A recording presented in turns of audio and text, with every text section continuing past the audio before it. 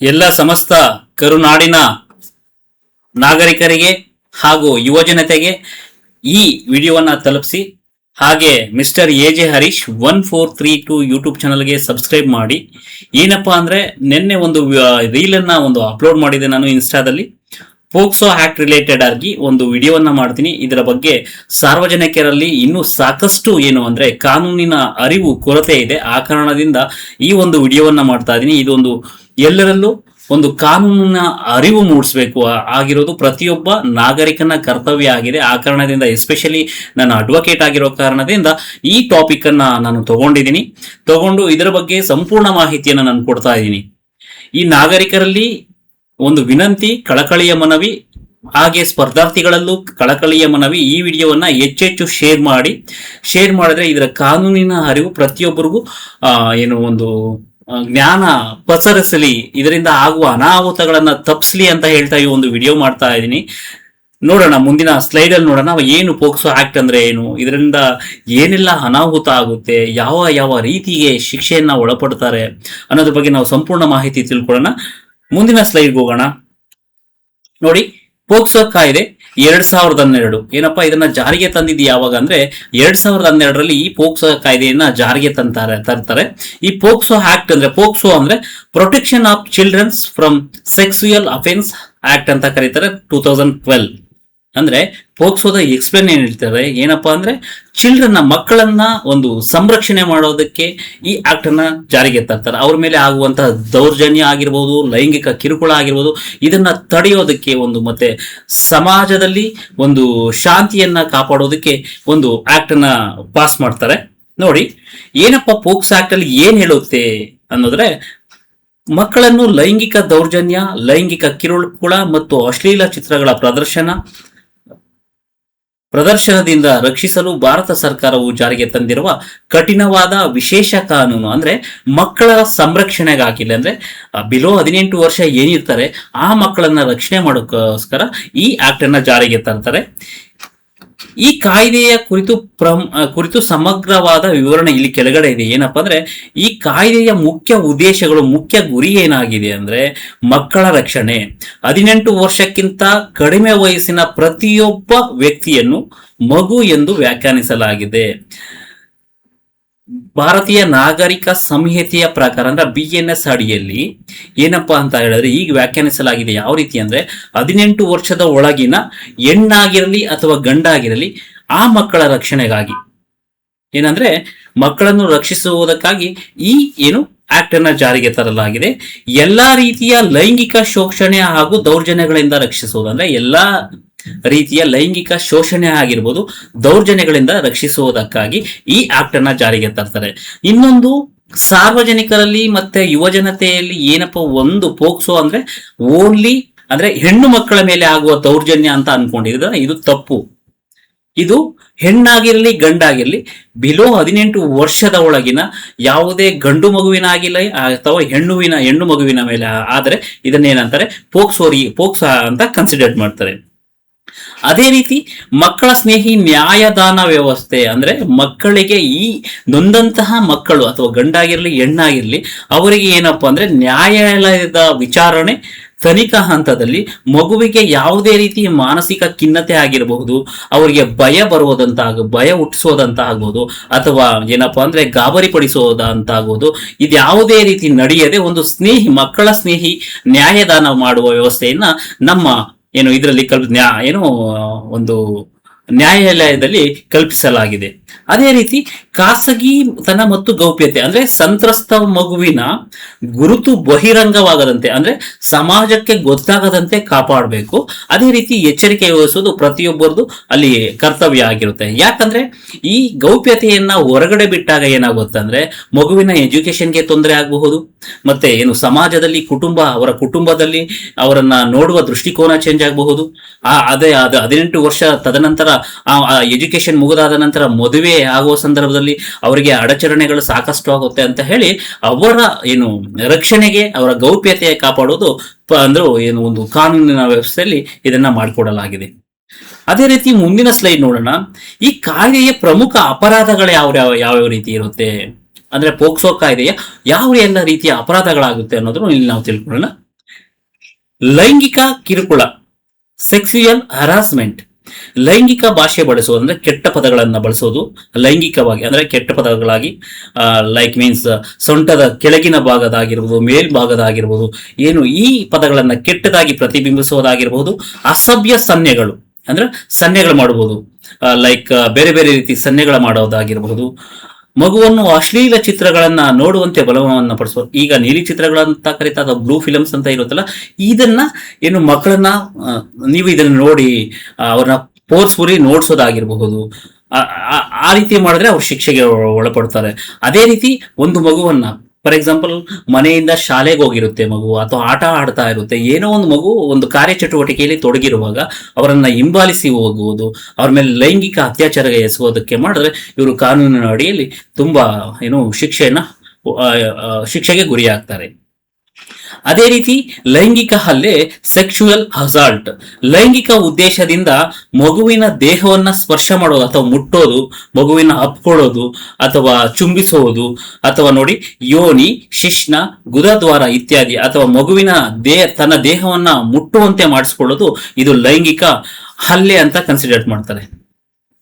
ಅದೇ ರೀತಿ ಪ್ರವೇಶಿಕ ಲೈಂಗಿಕ ಹಲ್ಲೆ ಅಂದ್ರೆ ಹೆಣ್ಣಾಗಿರಲಿ ಗಂಡಾಗಿರಲಿ ಶಿಶ್ನವನ್ನ ಮಗುವಿನ ಬಾಯಿಯೊಳಗೆ ಅಥವಾ ಯೋನಿಯೊಳಗೆ ಅಥವಾ ಮೂತ್ರನಾಳದೊಳಗೆ ಅಥವಾ ಗುದದ್ವಾರದೊಳಗೆ ಪ್ರವೇಶಿಸುವುದು, ಅಥವಾ ಯಾವುದೇ ವಸ್ತು ಅಥವಾ ದೇಹದ ಭಾಗವನ್ನು ಮಗುವಿನ ದೇಹದೊಳಗೆ ತೂರಿಸುವುದು. ಅಂದ್ರೆ ಒಂದು ಮಗು, ಈಗ ಫಾರ್ ಎಕ್ಸಾಂಪಲ್ ಹೆಣ್ಣು ಮಕ್ಕಳ ಲೈಂಗಿಕ ಹಲ್ಲೆಗೆ ಒಳಪಡಿಸುವಾಗ ಮಗುವಿನ ಇತರ ಭಾಗಗಳಿಗೆ ಬೇರೊಂದು ವಸ್ತುವನ್ನ ಸೇರಿಸುವುದಾಗಿರಬಹುದು, ಅಥವಾ ಗಂಡು ಹುಡುಗನ ಆಗಿರಬಹುದು, ಗಂಡು ಹುಡುಗ ಬಿಲೋ 18 ವರ್ಷದೊಳಗಿರೋ ಒಂದು ಹುಡುಗನನ್ನ ಯಾವುದೇ ಒಂದು ಮಹಿಳೆಯು ಫೋರ್ಸ್ಫುಲಿಯಾಗಿ ಈ ರೀತಿ ಅಂದ್ರೆ ಲೈಕ್ ಯೋನಿ ಆಗಿರ್ಬೋದು, ಗುದದ್ವಾರ ಆಗಿರ್ಬೋದು, ಪ್ರತಿಯೊಂದು ಈ ರೀತಿ ದೇಹದ ಅಂಗಾಂಗಗಳಲ್ಲಿ ಈ ರೀತಿ ಮಾಡಿದ್ದೇ ಆದ್ರೆ ಅವರು ಕಾನೂನಿನ ಅಡಿಯಲ್ಲಿ ಒಂದು ಕಠಿಣ ಶಿಕ್ಷೆಗೆ ಒಳಗಾಗ್ತಾರೆ. ಅದೇ ರೀತಿ ತೀವ್ರ ಸ್ವರೂಪದ ಪ್ರವೇಶಿಕ ಲೈಂಗಿಕ ಹಲ್ಲೆ, ಅಗ್ರವೇಟೆಡ್ ಪೆನೆಂಟ್ರೇಟಿವ್ ಸೆಕ್ಸುಯಲ್ ಅಸಾಲ್ಟ್ ಅಂತ ಇದೆ. ಇಲ್ಲಿ ನೋಡಿ, ಪೊಲೀಸರು, ಭದ್ರತಾ ಸಿಬ್ಬಂದಿ, ಶಿಕ್ಷಕರು, ವೈದ್ಯರು ಅಥವಾ ಮಗುವಿನ ಆಪ್ತ ವಲಯದ ಅಧಿಕಾರ ದುರುಪಯೋಗಿಸಿಕೊಂಡು ಎಸಗುವ ಅಪರಾಧಗಳು. ಫಾರ್ ಎಕ್ಸಾಂಪಲ್ ನೋಡಿ, ತಮ್ಮ ಮಗುವನ್ನ ಶಾಲೆಗೆ ಕಳಿಸಿರ್ತೀರ, ಅಲ್ಲಿನ ಶಿಕ್ಷಕರಾಗಿರ್ಬೋದು, ಶಿಕ್ಷಕ ವೃಂದದವರಾಗಿರಬಹುದು, ಅಥವಾ ಅಲ್ಲಿನ ಸಿಬ್ಬಂದಿ ವರ್ಗದವರಾಗಿರಬಹುದು, ಅಥವಾ ಆ ಮಗುವನ್ನ ಸ್ಕೂಲ್ಗೆ ಕಳಿಸ್ಬೇಕಾದ್ರೆ ವ್ಯಾನ್ ಡ್ರೈವರ್ ಆಗಿರಬಹುದು, ಅಲ್ಲಿನ ವಾಚ್ಮ್ಯಾನ್ ಆಗಿರಬಹುದು, ಯಾವುದೇ ಒಬ್ಬ ವ್ಯಕ್ತಿಗಳಾಗಿರಬಹುದು. ಅದೇ ರೀತಿ ಈಗ ಹಾಸ್ಪಿಟಲ್ಗೆ ಮಕ್ಕಳನ್ನ ಕರ್ಕೊಂಡು ಹೋದಾಗ ವೈದ್ಯರು ಎಸಗುವ ಕೃತ್ಯಗಳಾಗಿರ್ಬೋದು. ಅದೇ ರೀತಿ ಠಾಣೆಯಲ್ಲಿ ಒಂದು ಮಗುವಿನ ಮೇಲೆ ಅಥವಾ ಬಿಲೋ 18 ಇಯರ್ಸ್ ಒಳಗಡೆ ಇರ್ತಲ್ಲ, ಆ ಮಗುವಿನ ಮೇಲೆ ಏನೋ ಒಂಥರ ಅತ್ಯಾಚಾರ ಎಸಗೋದಾಗಿರ್ಬೋದು. ಇದೆಲ್ಲ ಒಂಥರ ನಮ್ಮ ಸಮಾಜವನ್ನ ಎತ್ತ ಕರ್ಕೊಂಡು ಹೋಗ್ತಿದೆ ಅನ್ನೋದು ಭಾಸವಾಗ್ತಾ ಇದೆ. ಈ ರೀತಿ ಇವರೆಲ್ಲ ಒಂದು ಅಧಿಕಾರದ ದುರುಪಯೋಗಪಡಿಸಿಕೊಂಡು ಮಕ್ಕಳ ಮೇಲೆ ಎಸಗುವಂತಹ ಅಪರಾಧಕ್ಕೆ ಕಠಿಣ ಕಾರಾಗೃಹ ಶಿಕ್ಷೆ ಇರುತ್ತೆ. ಜೀವಿತಾವಧಿಯವರೆಗೂ ಶಿಕ್ಷೆಯನ್ನು ವಿಧಿಸಬಹುದು ಅಥವಾ ಮರಣದಂಡನೆಯನ್ನು ವಿಧಿಸಬಹುದು. ನೆಕ್ಸ್ಟ್ ನೋಡೋಣ, ಮಕ್ಕಳ ಅಶ್ಲೀಲತೆ, ಚೈಲ್ಡ್ ಪೋರ್ನೋಗ್ರಫಿ ಅಂತ ಇದೆ. ವಾಣಿಜ್ಯ ಅಥವಾ ವೈಯಕ್ತಿಕ ಬಳಕೆಗಳಿಗಾಗಿ ಮಕ್ಕಳನ್ನು ಬಳಸಿಕೊಂಡು ಅಶ್ಲೀಲ ಚಿತ್ರಗಳು ಅಥವಾ ವಿಡಿಯೋಗಳನ್ನು ತಯಾರಿಸುವುದು ಅಥವಾ ಸಂಗ್ರಹಿಸುವುದು ಅಥವಾ ಪ್ರಸಾರ ಮಾಡುವುದು. ಯಾವುದೇ ಒಂದು ಮಗುವನ್ನ ವಾಣಿಜ್ಯ ಅಂದ್ರೆ ವ್ಯಾಪಾರೀಕರಣಕ್ಕಾಗಿ, ವಾಣಿಜ್ಯದ ದುರುದ್ದೇಶಕ್ಕಾಗಿ ಮಕ್ಕಳನ್ನ ಬಳಸ್ಕೊಳ್ಳೋದಾಗಿರ್ಬೋದು, ಲೈಕ್ ಲೈಂಗಿಕ ವ್ಯಭಿಚಾರಕ್ಕೆ ಒಳಪಡಿಸೋದಾಗಿರ್ಬೋದು, ಮಾರುವುದಾಗಿರಬಹುದು, ಅಥವಾ ಅವರಿಂದ ನೀಲಿ ಚಿತ್ರಗಳನ್ನ ತಯಾರಿಸುವುದಾಗಿರಬಹುದು. ಈ ರೀತಿ ದುರುಪಯೋಗ ಪಡಿಸ್ಕೊಂಡ್ರೆ ಅವ್ರಿಗೆ ಕಾನೂನಿನ ಅಡಿಯಲ್ಲಿ ತುಂಬಾ ಶಿಕ್ಷೆಯನ್ನು ವಿಧಿಸ್ತಾರೆ. ಮುಂದಿನ ಸ್ಲೈಡ್ ನೋಡೋಣ, ಶಿಕ್ಷೆಯ ವಿವರಗಳು ನೋಡೋಣ. ಈಗ ಏನ್ ಶಿಕ್ಷೆ, ಇಷ್ಟೊತ್ತು ಏನಾದ್ರೂ ಉದ್ದೇಶಗಳು ಮತ್ತೆ ಕಾರಣಗಳು ತಿಳ್ಕೊಂಡಿದೆ ಅಂದ್ರೆ ಲೈಕ್ ಯಾವ ರೀತಿ, ಫಾರ್ ಎಕ್ಸಾಂಪಲ್ ನೋಡಿ, ಇಲ್ಲಿ ನೋಡಿ, ಪ್ರಮುಖ ಅಪರಾಧಗಳ ಬಗ್ಗೆ ನಾವು ತಿಳ್ಕೊಂಡಿದ್ವಿ. ಈಗ ಇದಕ್ಕೆ ಯಾವ ಒಂದು ಪನಿಷ್ಮೆಂಟ್ ಸಿಗುತ್ತೆ, ಇದಕ್ಕೇನಾದ್ರೂ ಈ ಕೃತ್ಯದಲ್ಲಿ ಭಾಗಿಯಾದಂತಹ ವ್ಯಕ್ತಿ ಅಥವಾ ಮಹಿಳೆ ಆಗಿರ್ಬೋದು, ಅಥವಾ ಅಂದ್ರೆ ಪುರುಷರಾಗಿರ್ಬೋದು ಅಥವಾ ಮಹಿಳೆಯರಾಗಿರ್ಬೋದು, ಏನಪ್ಪಾ ಅಂದ್ರೆ ಈ ಕೃತ್ಯದಲ್ಲಿ ಭಾಗಿಯಾದಾಗ ಇವ್ರಿಗೆ ಯಾವೆಲ್ಲ ಪನಿಷ್ಮೆಂಟ್ ಸಿಗುತ್ತೆ, ಕಾನೂನಿನ ಅಡಿಯಲ್ಲಿ ಪನಿಷ್ಮೆಂಟ್ ಆಗುತ್ತೆ ಅನ್ನೋದು ಇಲ್ಲಿ ನಾನು ಗಂಭೀರವಾಗಿ ಚರ್ಚೆ ಮಾಡಬೇಕಾಗುತ್ತೆ. ಇದರಿಂದ ಏನಪ್ಪಾ ಆಗುತ್ತೆ ಅಂದ್ರೆ, ಈ ಶಿಕ್ಷೆಗೆ ಏನಾದ್ರೂ ಒಳಪಟ್ರೆ ಅವ್ರ ಲೈಫ್ ಟೋಟಲಿ ಕೊಲಾಪ್ಸ್. 20 ವರ್ಷ ಇರುತ್ತೆ, ಅಂದ್ರೆ ಬಿಲೋ 16 ಇಯರ್ಸ್ ಚೈಲ್ಡ್ ಜೊತೆ ಅಂದ್ರೆ ಮಗುವಿನ ಜೊತೆ ನೀವೇನಾದ್ರೂ ಸೆಕ್ಸಿಯಲ್ ಇದನ್ನ ಮಾಡಿದಾಗ ನಿಮಗೆ 20 ವರ್ಷ ಅಂದ್ರೆ ಶಿಕ್ಷೆ ಇರುತ್ತೆ, ಅಥವಾ ಅದನ್ನ ಮರಣ ದಂಡನೆಗೂ ವಿಧಿಸಬಹುದು. ಹೇಳ್ತೀನಿ ಯಾವ್ಯಾವ ರೀತಿ ಏನು ವಿವರಗಳು, ಶಿಕ್ಷೆಯ ವಿವರಗಳು ಅಂತ ನೋಡಿ. ಅಪರಾಧ ಗಂಭೀರತೆಗೆ ತಕ್ಕಂತೆ ಕಾಯ್ದೆಯಲ್ಲಿ ಕನಿಷ್ಠ 3 ವರ್ಷಗಳಿಂದ ಹಿಡಿದು ಜೀವಿತಾವಧಿ ಜೈಲು ಶಿಕ್ಷೆ ಅಥವಾ ಮರಣ ದಂಡನೆಯವರೆಗೂ ಕಠಿಣ ಶಿಕ್ಷೆಗೆ ಅವಕಾಶವಿದೆ. ಅಂದ್ರೆ ನಾನು ಹೇಳಿದ್ನಲ್ಲ, 3 ವರ್ಷದಿಂದ ಹಿಡಿದು ಇವನ್ ಡೆತ್ ಸೆಂಟೆನ್ಸ್, ಮರಣ ದಂಡನೆಯನ್ನು ವಿಧಿಸಬಹುದು. ಅದೇ ರೀತಿ 2019ರ ತಿದ್ದುಪಡಿಯಂತೆ ಅತ್ಯಾಚಾರದ ಪ್ರಕರಣದಲ್ಲಿ ಮರಣ ದಂಡನೆ ವಿಧಿಸುವ ಅವಕಾಶವನ್ನು ಕಲ್ಪಿಸಲಾಗಿದೆ. ಬಿಫೋರ್ 2012 ಏನಿತ್ತಲ್ವಾ, ಆ ಕಾಯ್ದೆ ಅಡಿಯಲ್ಲಿ ಮರಣ ದಂಡನೆ ಇರಲಿಲ್ಲ, ಓನ್ಲಿ ಶಿಕ್ಷೆ ಇತ್ತು, ಜೀವಿತಾವಧಿವರೆಗೂ ಶಿಕ್ಷೆ ಇತ್ತು. ಈಗ ಮರಣ ದಂಡನೆ 2019 ಅಮೆಂಡ್ಮೆಂಟ್ ಆಗಿದಾಗ ಏನಾಯ್ತಂದ್ರೆ ಇದು ಒಂದು ಮರಣ ದಂಡನೆಯನ್ನು ವಿಧಿಸಬಹುದು ಅಂತ ನಮ್ಮ BNS ಆಕ್ಟ್ ಅಲ್ಲಿ ಈಗ ಮೆನ್ಷನ್ ಆಗಿದೆ. ಇಲ್ಲಿ ನೋಡಿ, ಕಡ್ಡಾಯ ವರದಿ ಮಾಡುವಿಕೆ, ಮ್ಯಾಂಡೇಟರಿ ರಿಪೋರ್ಟಿಂಗ್ ಅಂತ ಇದೆ. ಮಗುವಿನ ಮೇಲೆ ಲೈಂಗಿಕ ದೌರ್ಜನ್ಯ ನಡೆದಿರುವುದು ತಿಳಿದರೆ ಅಥವಾ ಅನುಮಾನವಿದ್ದರೆ ಆ ಬಗ್ಗೆ ತಕ್ಷಣವೇ ಪೊಲೀಸರಿಗೆ ಅಥವಾ ವಿಶೇಷ ಅಪರಾಧ ತನಿಖಾ ಘಟಕಕ್ಕೆ ವರದಿ ಮಾಡುವುದು ಕಡ್ಡಾಯ. ಆಸ್ಪತ್ರೆಗಳು, ಶಾಲೆಗಳು, ಹೋಟೆಲ್ಗಳು ಅಥವಾ ವಸತಿ ನಿಲಯಗಳ ಸಿಬ್ಬಂದಿ ಅಥವಾ ಯಾವುದೇ ವ್ಯಕ್ತಿ ಈ ಬಗ್ಗೆ ಮಾಹಿತಿ ಇದ್ದು ಪೊಲೀಸರಿಗೆ ತಿಳಿಸದಿದ್ದರೆ ಅವರಿಗೆ 6 ತಿಂಗಳವರೆಗೆ ಜೈಲು ಶಿಕ್ಷೆ ಅಥವಾ ದಂಡ ವಿಧಿಸಬಹುದು. ನೋಡಿ, ಏನಪ್ಪಾ ಅಂದ್ರೆ ಯಾವುದೇ ಒಂದು ಮಗುವಿನ ಅಂದ್ರೆ ಬಿಲೋ 18 ಇಯರ್ಸ್ ಗಂಡು ಅಥವಾ ಹೆಣ್ಣುವಿನ ಮಗುವಿನ ಮೇಲೆ ಲೈಂಗಿಕ ಕ್ರಿಯೆ ನಡೆದಿದೆ ಅಂತ ಗೊತ್ತಿದ್ದು ಅದನ್ನ ನೀವು ತಿಳಿಸದಿದ್ದರೆ, ಯಾವ ವ್ಯಕ್ತಿಗೆ ತಿಳಿದಿರುತ್ತೆ ವಿಷಯ ಅವರಿಗೂ 6 ತಿಂಗಳವರೆಗೆ ಜೈಲು ಶಿಕ್ಷೆಯನ್ನ ವಿಧಿಸ್ತಾರೆ, ಮತ್ತೆ ದಂಡನು ಅಂದ್ರೆ ಜುಲ್ಮಾನನ್ನು ಸಹ ವಿಧಿಸ್ತಾರೆ. ವಿಶೇಷ ಕಾನೂನು ಪ್ರಕ್ರಿಯೆಗಳು ಅಂದ್ರೆ ವಿಶೇಷ ನ್ಯಾಯಾಲಯಗಳು ಏನಪ್ಪಾ ಅಂದ್ರೆ ಈ ವ್ಯಾಜ್ಯವನ್ನ ಅಂದ್ರೆ ಲೈಕ್ ವ್ಯಾಜ್ಯ ಅನ್ನೋದ್ರೆ ತಪ್ಪಾಗುತ್ತೆ, ಪೋಕ್ಸೋ ರಿಲೇಟೆಡ್ ಏನಾಗುತ್ತಲ್ವಾ, ಕೇಸಸ್ ಆಗುತ್ತಲ್ಲ, ಅದನ್ನ ನಾವು ವಿಶೇಷ ನ್ಯಾಯಾಲಯಗಳ ಅಡಿಯಲ್ಲಿ ತಂದು ಅವರಿಗೆ ತ್ವರಿತಗತಿಯಲ್ಲಿ ನ್ಯಾಯದಾನ ಮಾಡಬೇಕು ಅಂತ ಒಂದು ವಿಶೇಷ ನ್ಯಾಯಾಲಯಗಳನ್ನ ಸ್ಥಾಪಿಸಲಾಗಿದೆ. ಮಕ್ಕಳ ಕಲ್ಯಾಣ ಸಮಿತಿ ಅಂದ್ರೆ CW ಅಂದ್ರೆ CWC ಅಂತ ಇದೆ, ಚೈಲ್ಡ್ ವೆಲ್ಫೇರ್ ಕಮಿಟಿ ಅಂತ ಬರುತ್ತೆ.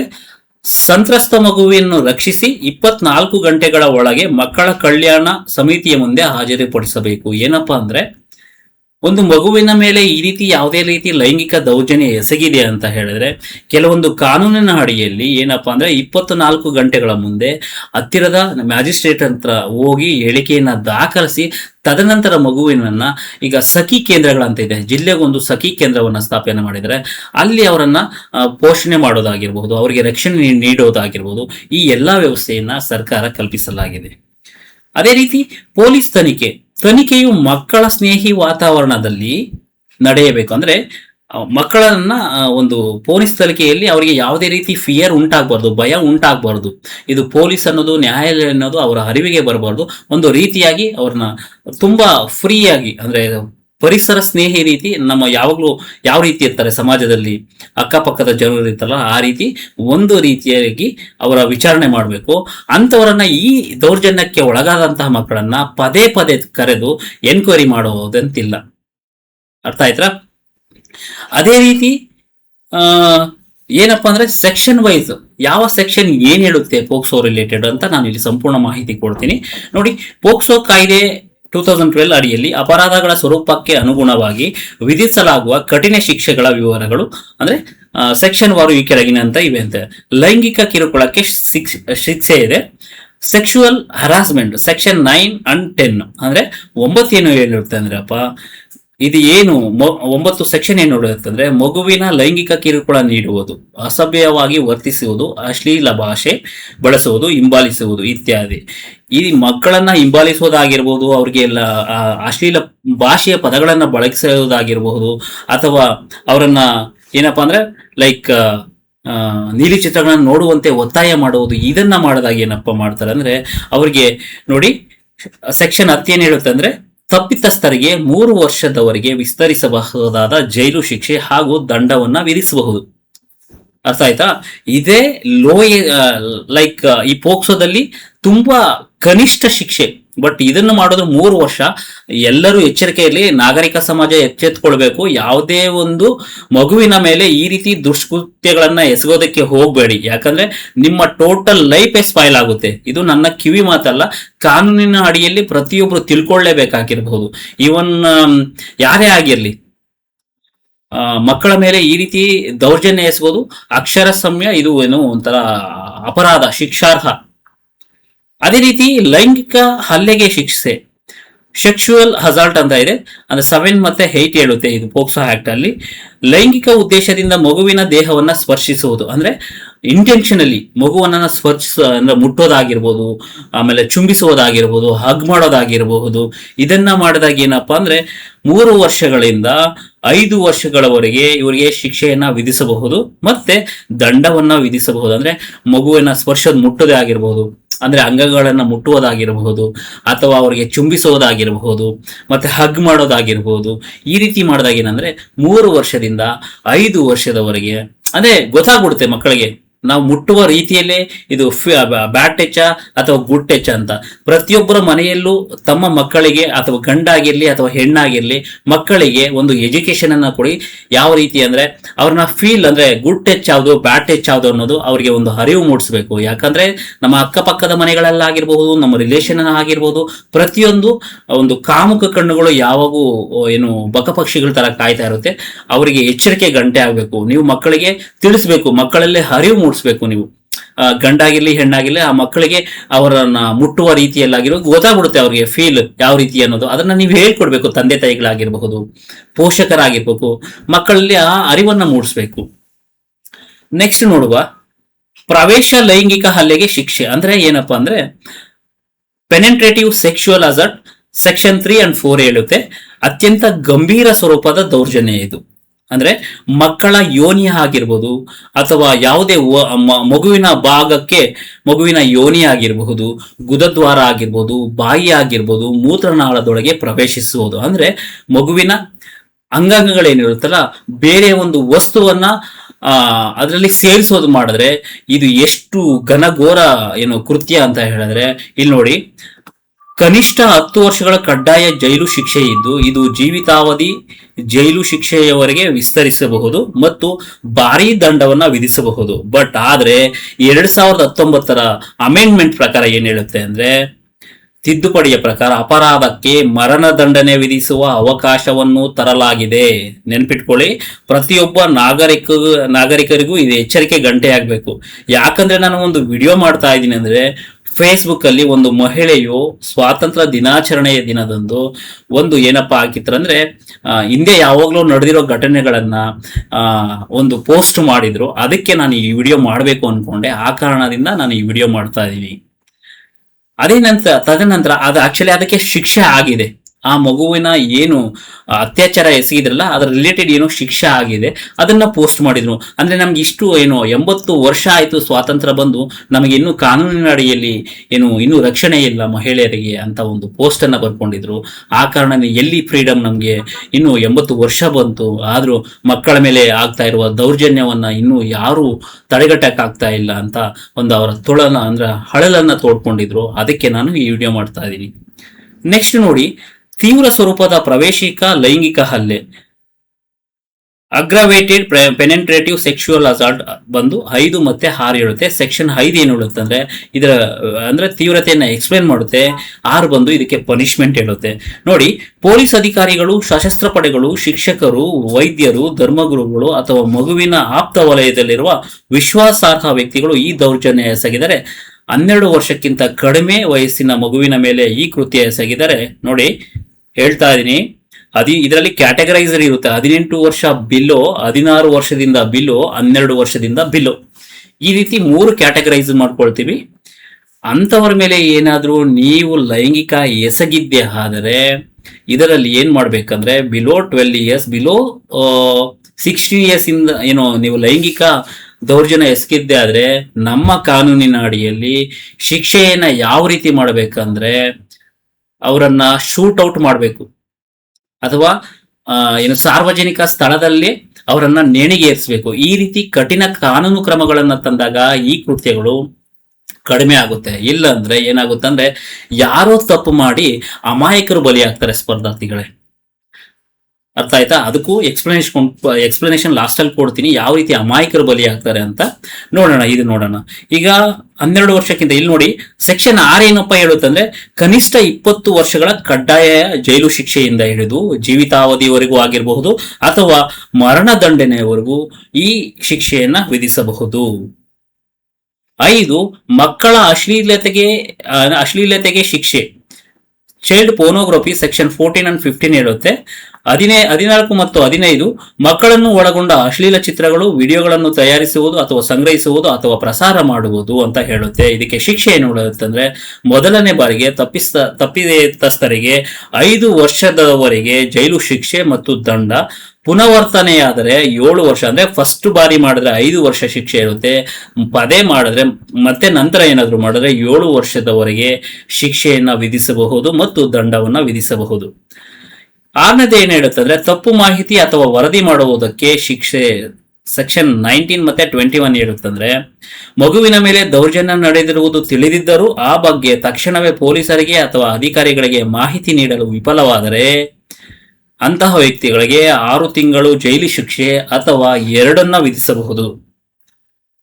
ನೋಡಿ 2019 ಏನಪ್ಪಾ ಅಂದ್ರೆ ಪೋಕ್ಸೋ ಆಕ್ಟ್ ಏನಿಲ್ಲ ಅಂದ್ರೆ ಚೇಂಜಸ್ ಆಗಿದೆ ಅಂದ್ರೆ 16 ವರ್ಷಕ್ಕಿಂತ ಕಡಿಮೆ ವಯಸ್ಸಿನ ಮಕ್ಕಳ ಮೇಲೆ ನಡೆಯುವ ಅಪರಾಧಗಳಿಗೆ ಅತ್ಯಂತ ಕಠಿಣವಾದ ಶಿಕ್ಷೆಯನ್ನ ವಿಧಿಸಲಾಗುತ್ತದೆ. ಪ್ರವೇಶಾತ್ಮಕ ಲೈಂಗಿಕ ದೌರ್ಜನ್ಯ ಅಂದ್ರೆ ಮಗುವಿನ ದೇಹದೊಳಗೆ ಯಾವುದೇ ಒಂದು ವಸ್ತುವನ್ನ ಸೇರಿಸುವುದರಿಂದ ಇದೇನಪ್ಪ ಅಂದ್ರೆ 10 ವರ್ಷದವರೆಗೆ ಜೀವಿತಾವಧಿ ಶಿಕ್ಷೆಯನ್ನ ವಿಧಿಸಬಹುದು. ಅಂದ್ರೆ 16 ವರ್ಷಕ್ಕಿಂತ ಕಡಿಮೆ ವಯಸ್ಸು. ಅದೇ ಗಂಭೀರ ಇದು ಬರುತ್ತೆ ಗೊತ್ತಾ, ಗಂಭೀರ ಸ್ವರೂಪದ ಪ್ರವೇಶಾತ್ಮಕ ಲೈಂಗಿಕ ದೌರ್ಜನ್ಯ ಅಂದ್ರೆ 20 ವರ್ಷ, ಅಂದ್ರೆ ಪೊಲೀಸ್ ಅಧಿಕಾರಿಗಳು, ನೌಕರರು, ಕುಟುಂಬದವರು ಅಥವಾ ನಂಬಿಕೆ ಪಾತ್ರರಿಂದ ದೌರ್ಜನ್ಯ, ಅಂದ್ರೆ ನಿಮ್ಮ ಸರ್ಕಲ್ ಅಲ್ಲಿ ಇರ್ಬೋದು, ನಿಮ್ಮ ಅಂದ್ರೆ ಲೈಕ್ ಏನಂತ ಹೇಳ್ತಾರೆ ಅಂದ್ರೆ ನಿಮ್ಮ ಕುಟುಂಬ ವರ್ಗದವರಾಗಿರ್ಬೋದು, ನಿಮ್ಮ ಸುತ್ತಮುತ್ತಲಿನ ಜನದ ಆಗಿರ್ಬೋದು, ಅಕ್ಕಪಕ್ಕದ ಮನೆಯವರಾಗಿರ್ಬಹುದು ಅಥವಾ ಅಧಿಕಾರಿಗಳಾಗಿರ್ಬೋದು, ನೌಕರರಾಗಿರ್ಬೋದು, ಈ ರೀತಿ ಏನಾದ್ರು ಮಕ್ಕಳ ಮೇಲೆ ಲೈಂಗಿಕ ದೌರ್ಜನ್ಯ ಸಿಗಿದ್ರೆ 20 ವರ್ಷ ಜೈಲು ಶಿಕ್ಷೆ ಮತ್ತು ಮರಣದಂಡನೆಯನ್ನ ವಿಧಿಸಬಹುದು. ಲೈಂಗಿಕ ದೌರ್ಜನ್ಯ ಇದೆಯಲ್ಲ, ಪ್ರವೇಶವಿಲ್ಲದೆ ಲೈಂಗಿಕ ಉದ್ದೇಶದಿಂದ ಮಗುವನ್ನ ಸ್ಪರ್ಶಿಸಿದ್ದಾರೆ ಅಂದ್ರೆ ಲೈಕ್ ಅಂದ್ರೆ ಮುಟ್ಟೋದಾಗಿರ್ಬೋದು, ಚುಮ್ಸೋದಾಗಿರ್ಬೋದು, ಹಗ್ ಮಾಡ್ಕೊಳ್ಳೋದಾಗಿರ್ಬೋದು, ಇವೆಲ್ಲ ಏನಾದ್ರು ಮಾಡಿದ್ರೆ ಅವರಿಗೆ 3 ರಿಂದ 5 ವರ್ಷದವರೆಗೆ ಒಂದು ಶಿಕ್ಷೆಯನ್ನ ನ್ಯಾಯಾಲಯ ನೋಡಿರುತ್ತೆ. ಇನ್ನೊಂದು ಹೇಳ್ತೀನಿ ಏನಪ್ಪಾ ಅಂದ್ರೆ ಇಲ್ಲಿ ಅಮಾಯಕರು ಯಾವ ರೀತಿ ಬಲಿಯಾಗ್ತಾ ಇದ್ದಾರೆ ಅನ್ನೋದ್ರ ಬಗ್ಗೆ ನಾನು ಮಾಹಿತಿ ಕೊಡ್ತೀನಿ. ಏನಪ್ಪಾ ಅಂದ್ರೆ ಈಗ ನೋಡಿ ಪೋಕ್ಸೋ ನಡೆದಿರುತ್ತೆ. ಇಲ್ಲಿ ಅಮಾಯಕರನ್ನ ಸಮಾಜದ ಕಟ್ಟಕಡೆಯ ಜನಾಂಗವನ್ನ ಏನ್ ಮಾಡ್ತಾರೆ, ಅದರಲ್ಲಿ ಭಾಗಿ ಮಾಡ್ಬಿಡ್ತಾರೆ. ಭಾಗಿ ಮಾಡಿ ಏನ್ ಹೇಳ್ತಾರೆ ಅಂದ್ರೆ ಇಲ್ಲಿ ಪ್ರಭಾವಿ ವ್ಯಕ್ತಿಗಳು ಏನ್ ಮಾಡ್ತಾರೆ ಇದರಿಂದ ಆಚೆಗೆ ಬಂದ್ಬಿಡ್ತಾರೆ. ಮತ್ತೆ ಪ್ರಭಾವಿ ವ್ಯಕ್ತಿಗಳು ಏನ್ ಮಾಡ್ತಾರೆ ಅಂದ್ರೆ ಯಾರೋ ಒಬ್ಬ ವ್ಯಕ್ತಿಗಳನ್ನ ಇಂತಿಷ್ಟು ದುಡ್ಡು ಅಂತ ಕೊಟ್ಟು ಶೂಟ್ ಔಟ್ ಮಾಡಿಸ್ತಾರೆ. ಇದೆಲ್ಲ ಸಾಕಷ್ಟು ನಡೀತಾ ಇದೆ ಸಮಾಜದಲ್ಲಿ. ಮತ್ತೆ ಇನ್ನೂ ಏನಪ್ಪಾ ಅಂದ್ರೆ ನಾನು ಇನ್ನೂ ಒಂದು ಏನ್ ಕೇಳ್ಕೊಳ್ತೀನಿ ಅಂದ್ರೆ ಹಾಸ್ಪಿಟಲ್ಗೆ ಹೆರಿಗೆಗೆ ಬಂದಾಗ ಮಗು ತಾಯಿ ಕಾರ್ಡ್ ಅಂದ್ರೆ ಅವರ ಆಧಾರ್ ಕಾರ್ಡ್ ಅನ್ನ ಚೆಕ್ ಮಾಡಿ ಏನ್ ಮಾಡಿ ಅಂದ್ರೆ ಮಗುವಿನ ಹೆರಿಗೆಯನ್ನ ಮಾಡಿಸಿ, ಅಥವಾ ಅವ್ರಿಗೆ ಬಿಲೋ 18 ಇಯರ್ಸ್ ಕಡಿಮೆ ಇದ್ರೆ ಅದನ್ನ ತಕ್ಷಣ ನಿಮ್ಮ ಹತ್ತಿರದ ಪೊಲೀಸ್ ಸ್ಟೇಷನ್ಗೆ ತಿಳಿಸಿ. ಇನ್ನು ಒಂದು, ನೀವು ಒಪ್ಪಿನೇ ಲೈಂಗಿಕವಾಗಿ ಸಂಪರ್ಕ ಮಾಡಿದ್ರು ಅಥವಾ ಒಪ್ಪದೆ ಲೈಂಗಿಕ ಸಂಪರ್ಕ ನಡೆದಿದ್ರು ಅದು ಪೋಕ್ಸೋ ಅಂಡರಲ್ಲೇ ಬರುತ್ತೆ. ಆ ಕಾರಣದಿಂದ ನೀವೇನ್ ಮಾಡ್ತೀರಾ ಅಂದ್ರೆ ಸಮಾಜದಲ್ಲಿ ಪ್ರತಿಯೊಬ್ಬರು ಈ ವಿಷಯದ ಬಗ್ಗೆ ಸಂಪೂರ್ಣ ಮಾಹಿತಿಯನ್ನ ತಿಳ್ಕೊಳ್ಳಿ. ಹೆಚ್ಚೆಚ್ಚು ಜನರಿಗೆ ಇದನ್ನ ನೀವು ಶೇರ್ ಮಾಡಿ. ಯಾಕಂದ್ರೆ ಪ್ರತಿಯೊಬ್ಬ ಗ್ರಾಮೀಣ ಭಾಗದಲ್ಲಿ ನೀವು ನಂಬ್ತಿರೋ ಬೀಳ್ತಿರೋ ಒಬ್ಬರಿಗೂ ಪೋಕ್ಸೋ ರಿಲೇಟೆಡ್ ಇನ್ನೂ ಅರಿವೇ ಗೊತ್ತಿಲ್ಲ.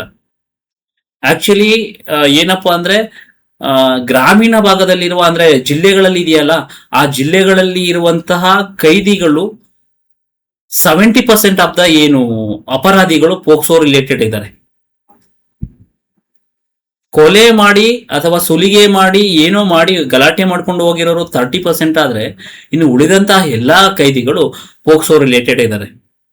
ನಾನು ಒಂದು ಜೈಲ್ ವಿಸಿಟ್ ಕೊಟ್ಟಾಗ ನಾನು ಕೇಳಿದಾಗ 70% ಆಫ್ ದ ಏನು ಆ, ಪುರುಷರು ಇದರಲ್ಲಿ ಆ ಏನು ಪೋಕ್ಸೋ ಆಕ್ಟ್ ಅಲ್ಲಿ ಅವರು ಅಪರಾಧಿಗಳಾಗಿ ಶಿಕ್ಷೆಯನ್ನ ಅನುಭವಿಸುತ್ತಿದ್ದಾರೆ. ಮತ್ತೆ ಸಾಕಷ್ಟು ಪೋಕ್ಸೋ ಕೇಸಸ್ ಹೊರಗಡೆ ಬರೋದಿಲ್ಲ. ಯಾಕೆ ಬರೋದಿಲ್ಲ ಅಂದ್ರೆ ಸಮಾಜಕ್ಕೆ ಅಂದಿ ಕುಟುಂಬ ನಮ್ಮ ಕುಟುಂಬ ನಮ್ಮನ್ನ ಏನು ಅನ್ಕೊಳ್ಬಿಡುತ್ತೋ ಎಷ್ಟೋ ಕೇಸಸ್ ಅಲ್ಲೇ ಸ್ಟೇಷನ್ ಅಲ್ಲೇ ಮಾಫಿ ಮಾಡ್ಬಿಡ್ತಾರೆ. ಇದು ಹೊರಗಡೆನೆ ಬರೋದಿಲ್ಲ.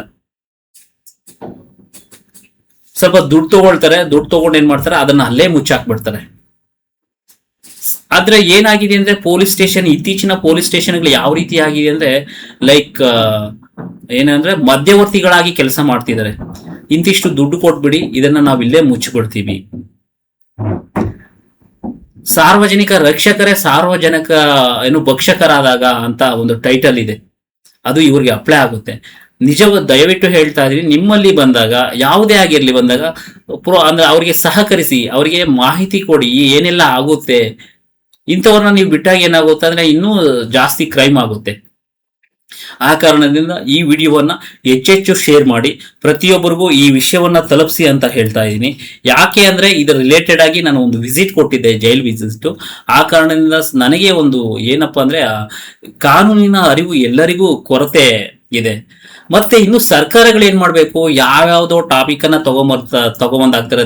ಧರ್ಮಗಳ ಅವಹೇಳನವಾಗಿ ಮಾತಾಡುವು, ಈ ಹಿಂದೂ ಧರ್ಮ ಶ್ರೇಷ್ಠ ಅಂತ ಒಬ್ರು, ಮುಸ್ಲಿಂ ಧರ್ಮ ಶ್ರೇಷ್ಠ ಅಂತ ಅವ್ರ ಫೋಟೋ ಬಂದು ಅವ್ರ ಚಾಪ್ಟರ್ ತಗೊಬಂದು ಇದೊಂದು ಹಾಕ್ತಾರೆ, ಇಲ್ಲ ಇವ್ರ ಚಾಪ್ಟರ್ ನಾವು ತಗೊಬಂದು ಇಲ್ಲ ಹಾಕ್ತಾರೆ. ಬಟ್ ನಾನು ಸರ್ಕಾರಕ್ಕೆ ಮನವಿ ಮಾಡ್ತೀನಿ, ಏನಪ್ಪಾ ಅಂದ್ರೆ ಮೊದಲನೇ ತರಗತಿಯಿಂದ ಮಕ್ಕಳಿಗೆ ಒಂದು BNS IPSC ರಿಲೇಟೆಡ್ ಒಂದು ಚಾಪ್ಟರ್ ಇಡಿ, ಕಾನ್ಸ್ಟಿಟ್ಯೂಷನ್ ರಿಲೇಟೆಡ್ ಒಂದೊಂದು ಚಾಪ್ಟರ್ ಇಡಿ.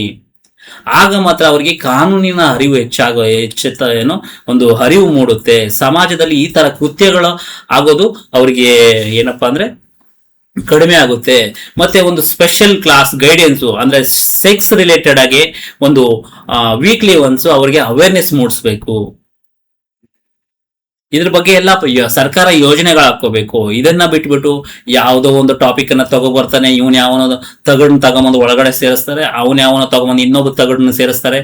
ಈ ರೀತಿ ಮಾಡ್ಕೊಂಡು ಏನ್ ಮಾಡ್ತಾರೆ ಅಂದ್ರೆ ಅವರು ಬೇಳೆಕಾಳು ಬೇಯಿಸ್ಕೋದಕ್ಕೆ, ರಾಜಕೀಯ ಏನು ಪ್ರಭಾವ ಏನೋ ಬೀರಿಸ್ಕೊಳ್ಳೋದೇ, ಅವ್ರು ಬೇಳೆಕಾಳು ಬೇಯಿಸ್ಕೊಳ್ಳೋದಕ್ಕೆ ಏನೇನೋ ಆಗ್ತಾ ಇದೆ.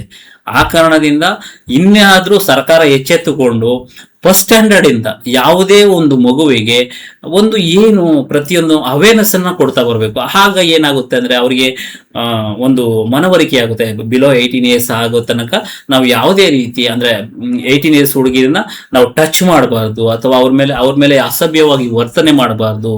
ಮತ್ತೆ ಇನ್ನೂ ಒಂದು ಏನಪ್ಪಾ ಅಂದ್ರೆ ಸಮಾಜದಲ್ಲಿ ಎಂತ ಘೋರ ದುರಂತಗಳು ನಡೆಯುತ್ತೆ ಅಂದ್ರೆ ಪ್ರಭಾವಿ ವ್ಯಕ್ತಿಗಳು ಇದರಿಂದ ಪಾರಾಗ್ತಾರೆ. ನೋಡಬಹುದು, ಕೆಲವು ಮಠಾಧೀಶರಾಗಿರಬಹುದು ಪೋಕ್ಸೋ ರಿಲೇಟೆಡ್ ಒಳಗಡೆ ಹೋಗಿರ್ತಾರೆ, ಹೊರಗಡೆ ಬರ್ತಾರೆ. ನಮ್ಮ ನ್ಯಾಯದಾನ ಯಾವ ರೀತಿ ಆಗ್ತಿಲ್ಲ ಅನ್ನೋದು ನನಗೆ ಒಂಥರ ಕನ್ಫ್ಯೂಷನ್ ಆಗ್ಬಿಟ್ಟಿದೆ. ದಿನಕ್ಕೊಂದೊಂದು ಡಿಸಿಷನ್ಸ್ ಬರ್ತದೆ, ಮತ್ತೆ ಅದನ್ನ ಪುನರಾವರ್ತನೆ ಆಗ್ತಾ ಇರುತ್ತೆ. ಒಂದು ಸ್ಟ್ರಿಕ್ಟ್ ರೂಲ್ ತಂದಾಗ ಅದು ಉಳ್ಳವರಾಗಿರ್ಬೋದು, ಬಡವರಾಗಿರ್ಬೋದು, ಶ್ರೀಮಂತರಾಗಿರ್ಬೋದು ಎಲ್ಲರಿಗೂ ಒಂದೇ ರೀತಿ ನ್ಯಾಯದಾನ ಆಗ್ಬೇಕು ಅನ್ನೋದು ನನ್ನ ಭಾಷೆ. ಇದರ ಅನಿಸಿಕೆ ನಿಮ್ಗೆ ಕಮೆಂಟ್ ಬಾಕ್ಸ್ ಅಲ್ಲಿ ಕಮೆಂಟ್ ಮಾಡಿ, ಇದನ್ನ ಎಲ್ಲರಿಗೂ ಹೆಚ್ಚೆಚ್ಚು ಶೇರ್ ಮಾಡಿ. ಮತ್ತೆ ನಿಮ್ಮ ಅಕ್ಕಪಕ್ಕದ ಮನೆಗಳಲ್ಲಾಗಿರ್ಬೋದು, ನಿಮ್ಮ ಮನೆಗಳಲ್ಲಾಗಿರ್ಬೋದು ಮಕ್ಕಳಿಗೆ ಗುಡ್ ಟಚ್ ಯಾವುದು, ಬ್ಯಾಡ್ ಟಚ್ ಯಾವುದು ಅನ್ನೋದ್ರ ಬಗ್ಗೆ ಅರಿವು ಮೂಡಿಸಿ. ಪೋಷಕರಲ್ಲಿ ಇದನ್ನ ಕಳಕಳಿಯ ಮನವಿ ಅಂತ ಹೇಳ್ತಾ ಇಂದಿನ ವಿಡಿಯೋವನ್ನ ಮುಕ್ತಾಯಗೊಳಿಸ್ತಾ ಇದ್ದೀನಿ. ಎಲ್ಲರಿಗೂ ಧನ್ಯವಾದಗಳು.